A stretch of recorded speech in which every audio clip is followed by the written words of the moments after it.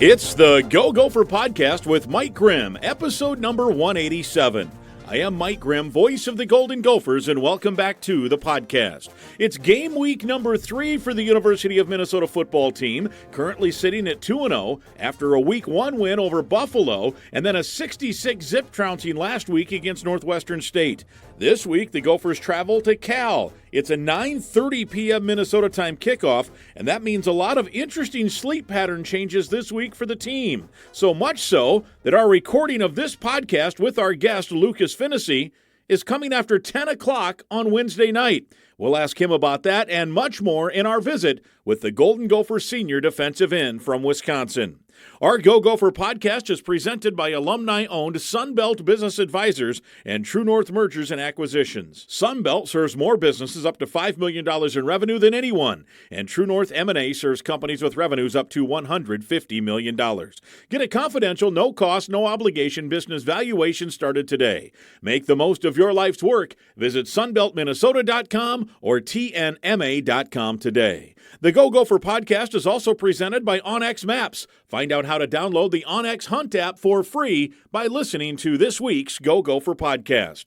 We're podcasting episode 187 from the Aquarius Home Services studio. And our thanks to Affinity Plus for providing a gift card to our guest Lucas Finnessy this week. Affinity Plus, proud to support Golden Gopher student athletes. We invite you to subscribe to the Go Gopher podcast. It's free to do so. You can also go back and listen to previous Go Gopher podcasts. Last week, for example, I chatted with Gopher linebacker and special teams ace Derek LeCaptain in a very compelling interview. It's one of our most listened to podcasts ever. Don't miss out. Go back and have a listen. Still a lot of timely stuff in that chat. This week, we're talking Golden Gopher football with one of the team leaders. Lucas Finnessy will join me next. I'm Clay Geary, walk-on turned scholarship wide receiver for Gopher football. And I'm Ben Utek, U of M alumni, Super Bowl champion, and Tony Dungy Uncommon Award winner. We understand championship culture, which is why we're part of the True North family of companies. True North invests in only elite teams, like the champion team at Sunbelt Business Advisors, Minnesota's largest seller of companies. To learn more about True North and our diverse family of independently owned companies, visit TrueNorthEquityPartners.com. Have you ever driven past a piece of land and wondered who owns that? Or maybe you need to know exactly where a property line runs? That's where OnX Hunt comes in. And it's not just for hunters. There are folks using OnX for their jobs every day throughout the country. From farmers and ranchers mapping out their fields, wildland firefighters navigating rough terrain, to construction workers needing to know who owns what property, this app offers something for everyone. If you need the best land ownership maps, aerial imagery, and property boundaries in your pocket, OnX Hunt is the tool for the job. Try it free for 7 days. Download OnX Hunt in the app or Google Play Store or visit onxmaps.com/hunt to get started. It's episode 187, the Go Gopher podcast. Of course, we're talking Golden Gopher football. Minnesota 2-0 on the season. A big win last week, 66-0 over Northwestern State. We will talk about that game. We'll talk about the week ahead and a whole bunch more. Lucas Finnessy, Golden Gopher defensive end, our guest, and good to see you, and welcome to the show. Yeah, good to see you, Mike. Thanks for having me today. Yeah, for sure. So what's the year been like for you? You're getting more opportunities here to make an impact, and sitting at 2-0, you feeling good about not only your own personal stuff that's going on the field, but the team as well? Yeah, I mean, it's been a fun year so far. Like you said, we're 2-0, just starting out the year. There's a good group of guys to be around every day. We come in the building, and it's just fun to be around each other and work for each other, and whatever we're doing, watching film, playing on the field, workouts, we always just make it for each other, and we just always find a way to enjoy each other's presence. And yeah, we had a good win this week, so just watching that film, digesting it, looking at what we can improve, and looking forward to Cal this Saturday. Yeah, I guess, right, the level, the competition steps up now certainly from last week. Last week was a game that, the talent gap was pretty clear. You guys jumped out early, 6 seconds in at 6-0. I've seen some people say, well, what did the Gophers get out of that game? But I thought there was enough positives. You played a bunch of guys, had to gain confidence. Everybody got some reps. I mean, 9 guys scored touchdowns, including 2 on defense. I mean, that's not a wasted day. No, it's never. Whenever we get to play, we only got 12 opportunities, for sure in a season, and it's never a wasted opportunity for a game like that. And we go into each game thinking, 1-0 mentality, and just with Northwestern State, we just, like I said, we just want to work what we can work on. Always us versus us. Just work on what we can improve on, what Minnesota does. We want to run the ball on offense. We want to establish the pass game. Defense, same thing. We want to stop the ball. There's always certain things throughout the week that we're striving to accomplish. And in a game like that, you jump on them early. Great play by John Nestor. And the defense played well, offense played well. So there's a lot of takeaways, and we played multiple guys in multiple positions. So there's always stuff that you can look at and take away from that film to use in future games for sure. Yeah. As we talk this week, you guys are on an interesting schedule. We're taping on Wednesday, and so it's another practice tomorrow. What would be Thursday when maybe a lot of people are going to listen to this podcast into Friday and Saturday. The flight goes out Friday, trying to spend as little time as possible in California. The fans want to be out there forever, but it's a little bit different, unique situation because it's a 9:30 local Minnesota time kick, 7:30 out there, but 9:30. So your head coach and the sleep study folks are changing your routine. You guys have been through since Sunday almost a total switch in how you're operating. Take us through kind of what we're talking about there. Yeah, so just kind of what you're referring to. Usually in the fall we're practicing in the morning, and we do kind of just everything, from 6 a.m. to about noon. But this week we flipped it because, like you said, we have a later start time, a 9:30 Central start time. So we just kind of flipped our schedule where we're starting a little bit later in the day. Maybe we'll practice around 8:30. I think tonight was about 8:30 or so. But we'll be watching film at night. Everything's at night. So it's definitely exciting. It's something that, we might not do it a lot this year, but you always got to be ready, and we will be ready for that opportunity. Yeah. It's one thing like you play Buffalo at home, and that was a 7 o'clock, I think, start, and, guys are usually awake at 7. But, you're talking midnight by the time you're hitting the third or fourth quarter, your local time this coming Saturday. So part of that, I'm sure, is to get those bodies cranking. So on the coach's show this week, your head coach, PJ Fleck, told us we're telling guys to stay up until midnight or a little after, and then sleeping in if they can until 10, I think is what he told us. And I'm thinking to myself, I would have loved that in college, sleep in till 10. Yeah. That was great. So I suppose in some way, when you guys are getting to the facility usually at 6 in the morning, and now you get to, if your body can allow it, and that's the whole point, right, is to shift at least for 1 week into this different mode. Yeah.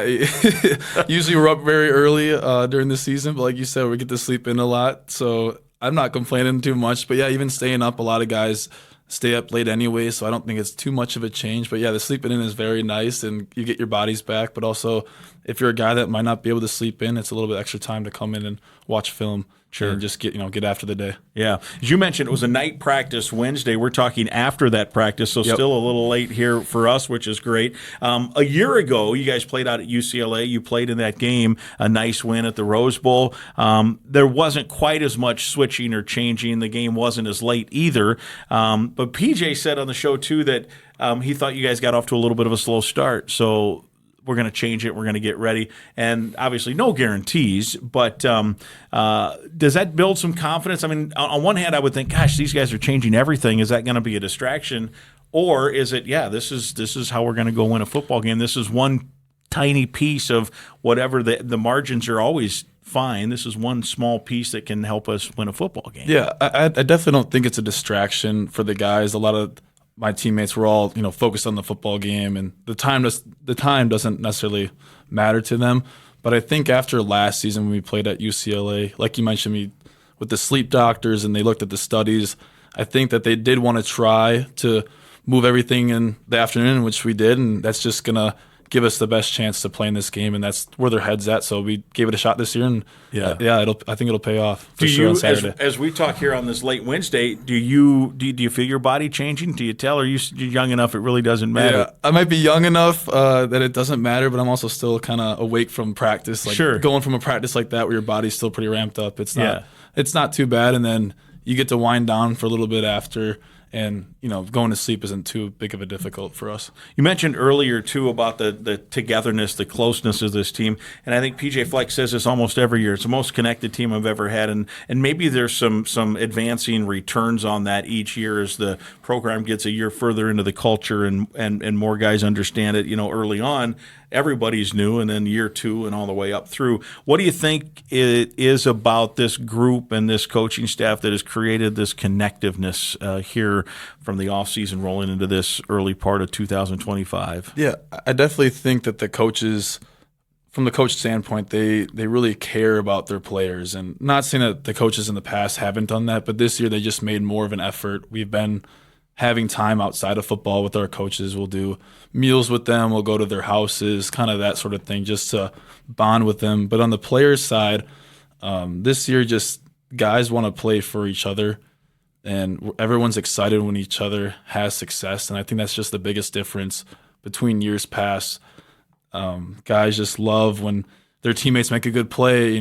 Like you mentioned, 9 guys scored in last week. And when that happens, and being a defensive guy, when you score on defense, that's just such a awesome opportunity. And you're just glad that someone made a play and that you're a part of it. So when your teammate has success, guys are just genuinely happy for each other, and I think that's the main difference between the years. We had another Wisconsin guy. You're, of course, from Wisconsin as well. Last week on our show with Derek LeCaptain in year 7. You've been here 6 years now, so we got a couple of old heads here in back-to-back weeks, both from the neighboring state. But he talked about the fact that one of the most fun things he's had is watching Maverick Baranowski develop, because he felt like he kind of took him in under his wing and helped him. And of course, he'd love to be playing every down. He obviously has a great role on special teams, and if needed, he can do other things. But he's like, no, it's been awesome to watch him develop and become the starter and become an impact guy and lead the team in tackles and all that.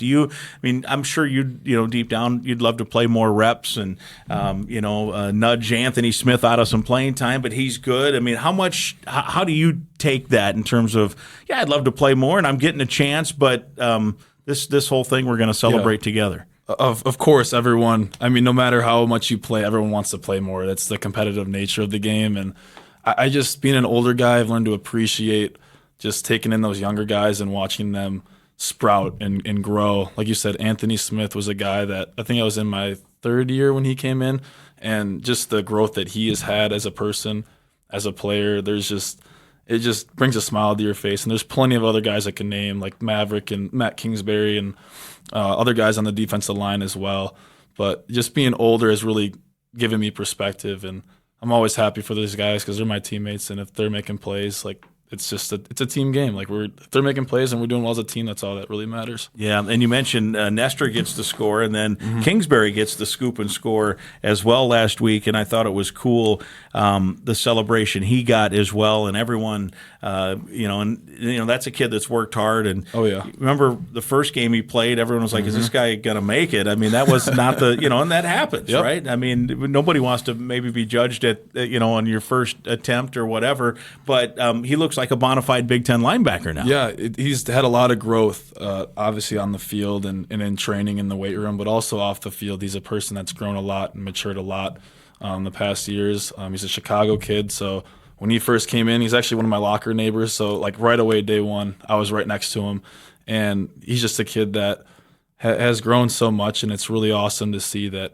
he took something that was really hard, a hard first game against Purdue, and maybe it didn't go the way that we wanted it to, and especially for him on a personal level, but he's grown and learned so much from that opportunity, and he's just created a good positive role from that. Yeah, think about both those guys from Chicago, Nestor and Kingsbury from the Chicago area anyway, scoring those points. You mentioned you score 1, it's fun. You score 2, it's even better. And when you look at the numbers, I don't know what they are, but if you get a defensive touchdown, your chances of winning go up. Yes. I would think if you get 2, you almost aren't going to lose. And obviously there was a talent gap last week, but I'm saying in any game, if you're getting 2 defensive touchdowns, your chances of winning are you got to be close to 100%, right? Yeah. So Danny Collins, your defensive coordinator, talked about the disappointment that you guys didn't have any takeaways in that opener. Obviously, you had great numbers. I mean, total yards, not much, and score was low, and kind of that fluky, one of the fluky interceptions set them up for points. But last week was different. You guys got the turnovers, you scored, you were punching at the ball, got a couple picks. Take me through the emphasis and the drills that you guys work with to force the takeaways. Yeah, Danny Collins, and he came in with the Havoc defense this year, and a lot of the emphasis is on the ball. And like you said, the more takeaways that you get as a defense, the more that you're going to, percentage-wise, you should win the game. A lot of those drills that we have done include like a second man strip. So if someone's already fitted up on the ball, that second guy's trying to punch at the ball. We've done a lot of sack fumble, nearing the throwing hand, any sort of just always looking at the ball and tackling the ball if someone's falling down. Not just going in for the hit, but also punching at the ball. So the ball in our program, not only our defense is a huge emphasis, and the more you can get that ball away and give it back to our offense is a better chance at winning the game. In fact, I think on Kingsbury's touchdown, initially they gave Zaquan Bryan the fumble, the forced fumble, but I think they since switched it and they gave it to Maverick because you mentioned, right, he must have been then the secondary guy that came in and poked it out of there. Yeah, I think Zaquan was the first guy that initially tackled the receiver, and then Maverick was the guy, as the receiver was falling down, he had that hit and punched the ball out, and that's when Matt recovered it. So that's exactly the drill you're talking about. That's exactly one of those drills that we're talking about, where they're falling and that the ball might not be in the most advantageous spot for the offense. You know, they're kind of falling, bracing for the ground, and that's when that opportunity kind of comes out. Yeah. One of your former teammates, Tanner Morgan, was on the TV analysis of the game. I rewatched the game, and so I watched it on Sunday, and he talked about city and country. I think, no, is that right? City and country. So for those that aren't familiar, maybe didn't watch the TV broadcast, when the ball's loose, what does city and country mean for you guys on defense? So what Tanner is referring to is there's two kind of fumble recoveries that we teach here, and it's mostly for the defense. When city, we refer to as when there's like a lot of people around, because in the city there's a lot of buildings, so you're going to want to just get on the ball, secure the possession. But when it's country, field is open plains, exactly. It's green grass. You want to scoop and score that because there's nobody really around, and we want to get yards from that. And so Kingsbury he recovered two fumbles and made the right call, right, on both in terms of country and city. Yeah, I mean, again, that's another drill that we practice a lot. It's a lot about the ball. So when that thing happens, it's kind of almost a natural instinct for, in this case, Matt to do what he did. Yep. And in sports, it's usually not a compliment when you say you ended up in the fetal position, right? That's not a compliment in sports. But if it's city and the ball's on the deck, you want to end up in the fetal position with the ball. Yep. You secure the ball, at both the tips of the ball, and then you squeeze it in and end up in the fetal position, and then your teammates kind of help you and get on top of you, so the opponent doesn't get there. Are you on special teams this year? A little bit, not really starting out on any at the moment, but I mean that was kind of the same way last year, where it's a long season where you're in the depth for special teams, but at any moment you can be in the starting lineup. So and here they'll play starters on special teams, and then they've got the eight, like the captains, who's just ace. He's an ace. He just does it all. Yep. And, what's he like? You guys are both Wisconsin guys. You both have been here a while. Are you guys tight? Do you hang out?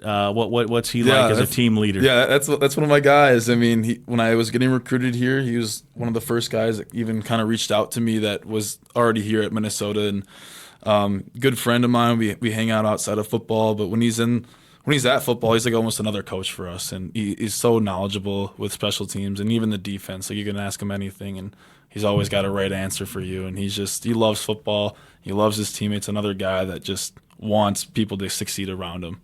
Yeah. It's Cal this weekend. Give us a little scouting report. I know we've heard a lot about the lefty quarterback that's a true freshman who's off to a pretty good start, and they've got some playmakers, a quarterback, and then it looks like he's spreading the ball around. So tell us what you guys see on film. I know that is, as you mentioned, one of the keys to the success of this program is how you guys watch and learn and take in film. So what's your scouting report on the Golden Bears? Yeah, Cal, great team. They play hard. Offensive line plays hard. They get off the ball. Quarterback, good player. I know you said he's young, but he's a really good player, and they got really good skill players. So, I mean, just a great team, and they definitely play hard from what we've seen. What's film study like for you? So you've got an idea of what when you get in, what you want to do. Yeah, so I think just specifically the defensive line, we like to look at the O-line obviously a lot because we're lining up on them. We just like to look at maybe their stances, any sort of thing that can give us any indicators and about what they might be running. But also we look at the tight ends a little bit, same thing, just kind of what formations are they in, what personnels do they like, and that sort of thing, where we look at the running backs too, quarterback. Yeah. Just kind of all that. Yeah, I remember talking to Mariano and Newman, and I think some of those way back Thomas Barber, and about how film study was important in tendencies, and sometimes Mariano talked about he knew what the play was just based on how it was lined up, and maybe a linebacker or a safety or some others do that. Do defensive linemen have to worry more? Do you get into the formations and try to understand tendencies? We do a little bit. I think it's important, and we've acknowledge this as the defense, for everyone to be smart on the field. So the smarter that we are and the smarter that the whole defense is, the faster that we can play out there. So the D-line does look at it, but it's not our first priority. Obviously, we have guys behind us that can see a little bit better. The linebackers are on their feet, so are the safeties. So if we can see something, great, but if we don't, the linebackers are definitely helping us out and relaying the message down to us. And I suppose at D-end, there are some times, I don't know if specific with you in terms of some of the sub-packages you're in, where a defensive end sometimes will drop into coverage, right? So you have to kind of pay attention to what's going on. And, okay, if my duty's coverage, I got to see what's happening here. Yeah, definitely. You got to know who you're going against. And if that, for whatever call or whatever week that is, if that's one of your jobs, you got to be keyed in. What kind of routes do they like? Where are the sticks on third down? So that's definitely very important. If you know that's your role, you got to know your job. First time visit for all the Gopher players to Cal. Well, I shouldn't say that. There's probably a couple of the Washington guys. Maybe they've played there and some others. But for the mass of the team, do you as a player, you take that in? Are you like, oh, this is great, I've never been to the stadium? Or are you like, I don't care where we play, I just want to win the game? Yeah, I definitely think a lot of our guys are just grateful for the opportunity to travel, because that's something that doesn't happen a lot, going out to different states. So it's really fun to look at other team stadiums, but at the end of the day, it's another game, and we just want to be 1-0. And I think maybe the main thing is when we're flying in and guys take pictures like the mountains or something like that, but not too much. It's a business trip at the end of the day. So we fly in, get on the bus, get to the hotel, and we're pretty much locked in until game day. Yeah. So, and with the 9:30 kick, the flight's a little later than usual on Friday, and I know that part of the sleep thing is they want that trip to be pretty short. So it's not like you're going to head to Alcatraz and take a tour or anything, right? I mean, Golden Gate Bridge. I got to go there someday. Yeah, it is a great city. There's no doubt about that, and I know a lot of Gopher fans will be out there. Let me quickly talk about one of our sponsors. If you've ever driven past a piece of land and wondered who owns it, or maybe you need to know exactly where a property line runs, well, that's where OnX Hunt comes in, and it's not just for hunters. The folks that are using OnX maps for their jobs every day throughout the country, farmers, ranchers, they're mapping out their fields, firefighters navigating through rough terrain, construction workers needing to know who owns property and where. The app offers something for everyone. If you need the best land ownership maps, aerial imagery, and property boundaries in your pocket, it's OnX Hunt from OnX Maps. It's the tool for the job. You can try it for free for 7 days. Download OnX Hunt in the app or Google Play Store, or visit onxmaps.com/hunt to get started. Wisconsin guy, do you hunt or fish? Yep. Do you? Yes, I do. Do you use the OnX Hunt map app? I don't. But that should become part of your arsenal maybe when you go out. What do you deer hunting, or what do you fish or hunt? So a lot of the teammates actually like to go fishing. Yeah. And the kicker for us, Brady Denenberg, he actually has a boat, so he took a lot of us out there, which was awesome of him. And a lot of bass fishing. It's kind of hard to do deer hunting, obviously, when we're in season, but I used to, when I was in high school, a lot to go whitetail, and then probably turkey hunting as well. I would say from the age of, 10. Yeah. Bow or gun? Gun. Even for whitetail. I only really did gun. I have shot bows before, but I like the gun. Yeah, very good. I know here in Wisconsin, the deer opener is always big. I think the Gopher marketing folks always are hoping that the deer opener is a road game, because there's like 300,000 people that go hunt deer on that Saturday, and and now for us it's good because they'll have the radio in the headphones, listen to the Gophers. But I don't think you're probably going to tell Coach that, hey, I'm skipping the game to go hunt deer. Yeah, no, I don't think that. That wouldn't go over well. You haven't been able to probably take part in a good old deer opener for a while. Yeah. I haven't. I want to talk to you a little about your background and your career and your recruiting process and all of that. So let's start back to the beginning. You're from Pewaukee, yes. Wisconsin, yep. And Hamilton High School. Yes. You were ranked as, at least what I saw, the number 5 high school player in the state of Wisconsin as a senior. So I'm sure you had interest. It ended up being the Gophers. Take me through the process and why a kid from Wisconsin wants to come to Minnesota. Yeah, I would say my recruiting was a little bit different. Got recruited probably my junior year from a lot of MAC schools. It really started with no interest at all, and then just kind of one day a few MAC schools started reaching out, Miami, Ohio, NIU, Western Michigan, those kind of schools. And then I went on a visit actually the fall before I got offered to Minnesota, but then didn't really hear from them. And then one day in April of my junior year, they called me, and Fleck called me, and then he offered me a scholarship. So, and then like a month later from that, I committed. Yeah. So the interest became mutual pretty quick. Yeah. What was it about PJ Fleck and the coaching staff and the culture and that allowed you to pull the trigger relatively quickly after the offer? Yeah, I definitely think it was because they're an up-and-coming program. My whole life, I'm from Wisconsin, so I went to a lot of Badger football games, and Minnesota wasn't really that good. But when I was getting recruited by them, that was like that 2018, 2019 kind of time, and they were really up-and-coming, and that you could just tell that culture shift was happening, and that's a program that you just want to jump on and be a part of because you can just tell there's genuine coaches, genuine guys in the locker room, and they're having success. Yeah. So. High school, now the captain last week was bragging about all the yards he wasn't. I brought it up, but I think it was something like when he graduated from high school, he had the all-time all-purpose yard record in Wisconsin. Yep. You were a pretty good player as well. You played, I suppose a lot of guys in Wisconsin high school will play both ways, but you played linebacker and safety on defense? Yeah, even corner, linebacker, safety, and then I think offense was running back, wide receiver, kind of just all over the place, and then kick it and punt return. Actually. I saw that you had a punt return touchdown, it said. How small was or big or small was your high school? We were Division I, so I know Minnesota does like the A, so we were like basically 6A, so we were the highest division in Wisconsin. So it's a big size school. Yeah. But you were good enough to play every position. Mm-hmm. Yeah. And what was your highlight of high school, would you say, in terms of your football career?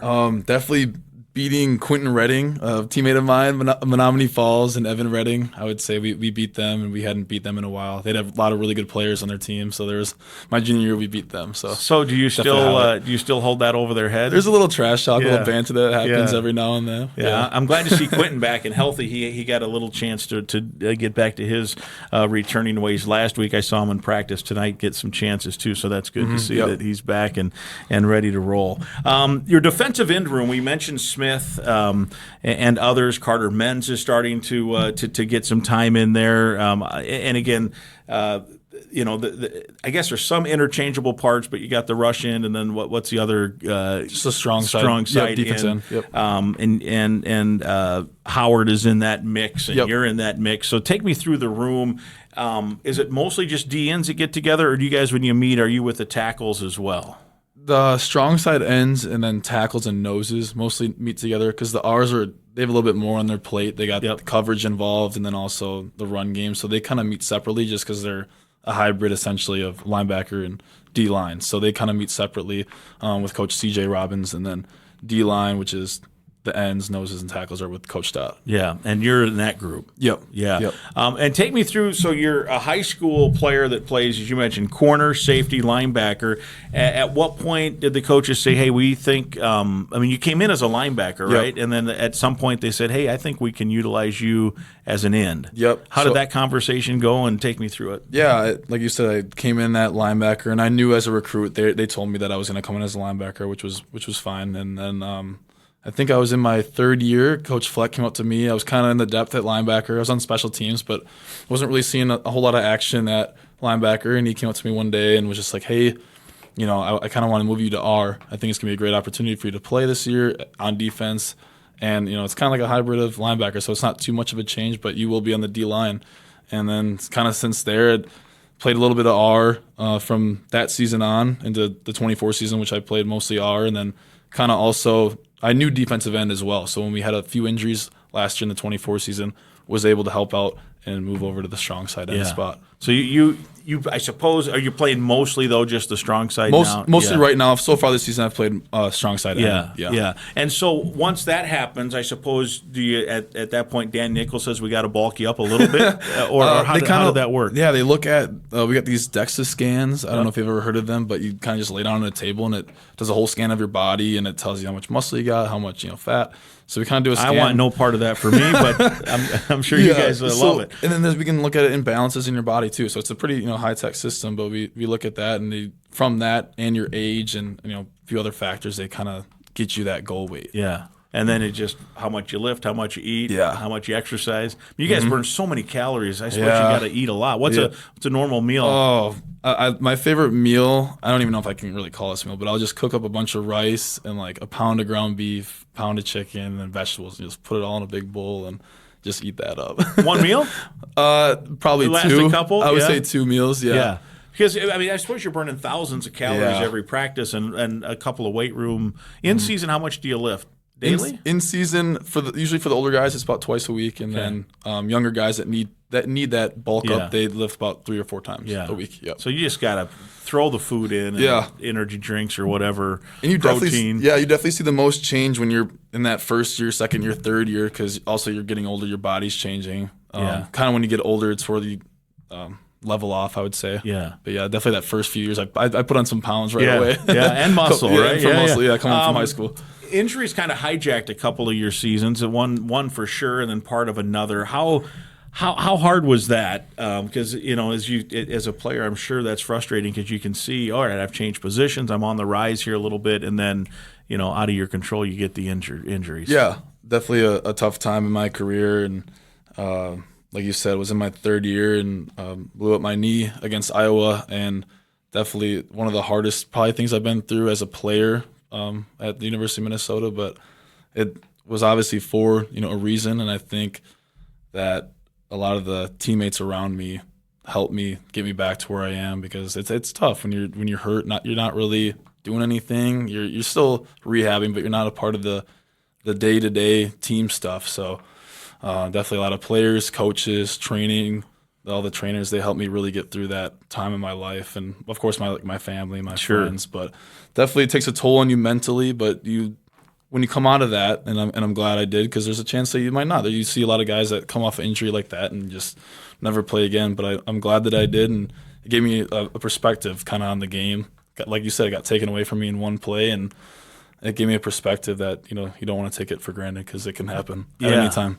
So it can be lonely because the guys are out playing, practicing, road trip. You're not on the plane, right? You're watching probably from your apartment them play, and then it's going to rehab and working by yourself with the trainers. So I suppose that's the challenge of it. Yeah, right? I remember when I got hurt, we were playing Wisconsin the next weekend, and I actually had a surgery right before that game. So I was watching the game, on meds and stuff. I'm just laying in my bed like, wow, like I hope we win this game, I'm hoping the guys do well, but it's just so surreal just being in, like, it just seems like a totally different headspace when you're just so focused on getting back and healthy, and that's definitely what pushed me, because I was like, I want to get back to my guys, but at the same time, when I was hurt, there was other guys hurt. So I wasn't really alone, even though it does feel like you almost form your own little club. You do, right? you do it, and we call it the pit, and that's where you go to work. And I think LeCaptain honestly was there at one point in that journey, because he got a little banged up, and there was plenty of guys, because I was in that pit for a while, but there was other guys that came through there, and you just form a bond with them, and you just push each other in that aspect. I remember, and everyone handles their own injury and their own deal their own way. I remember we had Chris Altman-Bell on. Yep. He had a couple of different injuries, and he talked about not only was it the teammates, but that training staff became huge. And he still, I think to this day, is staying in touch with Joe and some of those other guys. So how important were they in this recovery aspect for you? Super important. Like you just said, You're close to the training staff when you first get here, but you're really only in there. If you're not hurt, you're really only there to get taped and maybe kind of just talk to them a little bit. But when I got hurt, I was in there every day, hours at a time, and you really form those relationships with those people. And they're great. I love the training staff that we have and that we had when I was hurt, because it's different people now, but you just form bonds with them. And I even go in there now just to like joke around and, talk to them, because they just help me out so much. And they pushed me every day when I didn't want to maybe work some days, or I was in pain, but they're like, hey, you got to keep going. And they're just another person that really helps you out during that time. When let's get back to football here. When the game's going, you're on the sideline. Now it's your turn to go in. What's the mentality? What is your excitement level? You want to do something, but you want to be sure you still stay with your assignment and be sound that way, but make a splash play too. Yeah. So how do you and you love the game? Yeah, you love the game, and like I said, we're all competitors. We all want to play, and I think when you're on the sideline, you're just always locked into the game. You're always knowing what the call is, because you can go in at any time. Anything can happen. You can get subbed in real quick, or someone might go down. So you just got to always be ready. But you can't really focus too much on the splash plays. You just got to focus on doing your job, and then those plays will happen from doing your job. Right. Yeah. How good can this team be, do you think, this season? You're sitting at 2-0. There's been talk in the summer about being delusional. God, hey, make the playoffs. Why not? Yeah. Indiana did it. Minnesota can do it. What have you? What's your thought on the future of this current club? Yeah, I mean, we can be whatever we want to be. Like you said, the be delusional theme that we have this year is just think outside the box. Is basically, in a layman's term, what that means, and just don't let people confine you to, whatever they want to do. Put a label on you, and I think that we just got to take it one game at a time, though, because if you look too far ahead at different teams, that's when things kind of spiral out of control. So we can be whatever we want to be, but at the end of the day, one game at a time, 1-0. Yeah, and that starts this Saturday. It does. At Cal. Saturday night. We're approaching 11:30 on this recording, and that means we're getting our body clocks ready for Saturday. Yeah, that's right. Well, it's been fun watching you play, watching you progress, watching you fight through injuries, and watching you have an impact and continued success here in year 6. Yeah, it's definitely it's been a long road, but I'm glad to be a part of this team and part of this university. Awesome. Let's go get a win Saturday. Awesome. Thank you, Mike. Appreciate your time. There he is. It's episode 187, and he is Lucas Finnessy. My thanks to Golden Gopher football player Lucas Finnessy for joining me this week on the Go Gopher Podcast. I hope you all enjoyed listening to our conversation as much as I enjoyed being a part of it. Episode 187 is presented by Sunbelt Business Advisors and True North Mergers and Acquisitions. If you're buying or selling a business, visit sunbeltminnesota.com or tnma.com. OnX Hunt also sponsors our show, Happy Hunting from OnX Maps. Again, I'd invite you to listen to past podcasts, and please be sure to subscribe to the Go Gopher Podcast right now. It's absolutely free to listen and free to subscribe. And please share the link to the podcast with others so they can subscribe and listen as well. And if you enjoyed the podcast, please let us know with some positive feedback on your social media channels. We'll talk again next week.